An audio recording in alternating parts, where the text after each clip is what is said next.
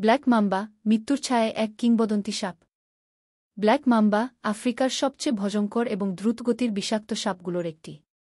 এর বৈজ্ঞানিক নাম ডেন্ড্রোস্পেস ফলেলাপেস।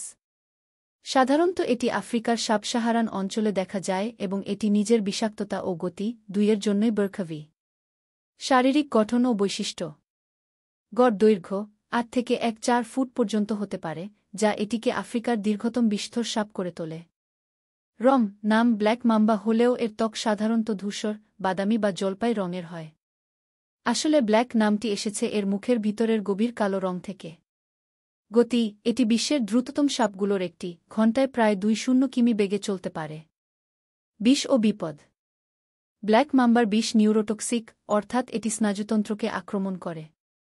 সঠিক চিকিৎসা ছাড়া এর কামড়ে কয়েক ঘণ্টার মধ্যেই মৃত্যু হতে পারে। তবে আজকাল অ্যান্টিভেনম সহজলভ্য হওয়ায় মৃত্যুর হার অনেক কমে এসেছে। আচরণ।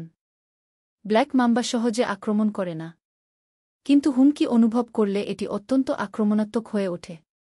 এটি বারবার কামড় দিতে পারে এবং প্রতিটি কামড়ে প্রচুর পরিমাণে বিষ ঠেলে দেয়। কিছু আকর্ষণীয় তথ্য। এটি গাছে উঠতে পারে এবং বেশিরভাগ সময় গাছেই বাস করে। একবার ব্ল্যাক মাম্বা যদি কাউকে টার্গেট করে সে সহজে ছাড়ে না। ব্ল্যাক মাম্বা আফ্রিকার নীরব ঘাতক। ব্ল্যাক মাম্বা শুধু একটি সাপ নয়, এটি এক আতঙ্কের নাম। এটি এতটাই দ্রুত, বিষাক্ত ও স্মার্ট যে একে ঘিরে জন্ম নিয়েছে অনেক কিংবদন্তি। চলুন এবার জানি ব্ল্যাক মাম্বার রহস্যময় ও ভয়াল জগৎ সম্পর্কে আরও গভীরভাবে। বাসস্থান ও পরিবেশ। ব্ল্যাক মাম্বা সাধারণত খোলা ঝোপঝাড়, সাভানা, পাথুরে এলাকা এবং শুষ্ক বনাঞ্চলে বসবাস করে। এটি নিজের জন্য গর্ত, গাছের ফাঁক বা পরিত্যক্ত টার্মাইট হিলে আশ্রয় তৈরি করে।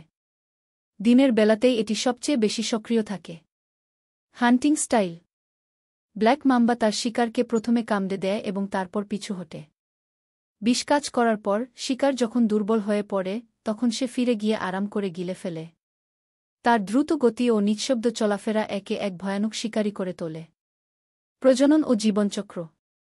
সঙ্গম মৌসুম গ্রীষ্মকাল। স্ত্রী ব্ল্যাক মাম্বা একবারে ৬-৫টি ডিম পাড়ে। ডিম ফোটার পরে সাপের বাচ্চারা সম্পূর্ণভাবে স্বনির্ভর হয় এবং তারা জন্ম থেকেই বিষধর। মানবজীবনে প্রভাব।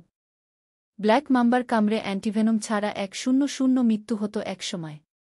এটি এতই ভয়ঙ্কর ছিল যে অনেক আদিবাসী ব্ল্যাক মাম্বাকে মৃত্যু দেবতা বা শয়তানের দূত কি মনে করত। দক্ষিণ আফ্রিকার কিছু অঞ্চলে এখনও ব্ল্যাক মাম্বাকে কেন্দ্র করে টোটেম বা ধর্মীয় ভয় বিদ্যমান।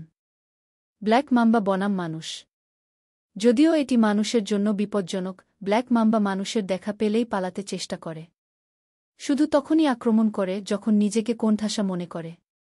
কামড়ানোর আগে মাথা উঁচিয়ে, ফনা মেলে, হেসে, হিসিং সাউন্ড, ভয় দেখানোর চেষ্টা করে। কিন্তু হুমকি অব্যাহত থাকলে এটি হয়ে ওঠে মরণযন্ত্র। Cultural reference.